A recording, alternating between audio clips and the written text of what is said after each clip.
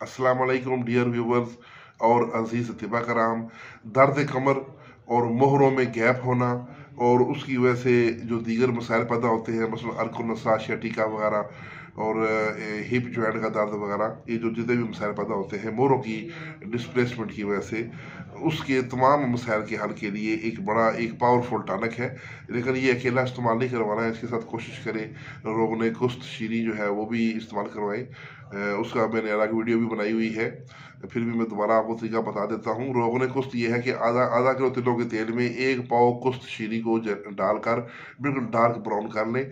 जब वो आग के ऊपर पकाकर डार्क ब्राउन करें तो उसके बाद उसको छान लें, तो वो आपका तेल तैयार है। वो आपने मालिश करना है मोरों पर, गर्दन से लेकर दुमची की हड्डी तक। तो साथ ही खाने की दवाई नोट करें। इसका नुस्खा है मेथी, अलसी, नारियल और छुआरे। ये सब आपने लेने हैं 1-1 पाव। दारचीनी, सुंड, असगंध नगोरी, सुरंजाने शीरी, तुख्मे कंडियारी, सुरंजाने शीरी तक। दारचीनी, सुंड, असगंध और सुरंजाने शीरी ये सब आपने लेनी है 50-50 ग्राम। तुख्मे कंडियारी, ये मोकड़ी भी इसको कहते हैं, इसको बटकटाई भी कहते हैं। बटकटाई की 2 किस्में, एक मफरूश होती है, एक कला होती है। दोनों में से कोई भी मिल जाए बटकटाई, तो उसके ये तो फल लेने हैं वो खुश्क किए हुए, वो आपने लेने हैं 20 तोला यानी 200 ग्राम।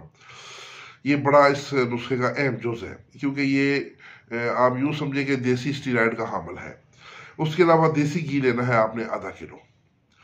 घी में पहले अद्वियात को पीस लें और पीस कर देसी घी में डालें, और जैसे सूजी को उसमें भूनते हैं इस तरह ये अद्वियात को देसी घी में भून कर आखिर में गुड़ की चाशनी डालकर उसको अद्वियात को उसमें मिक्स कर लें।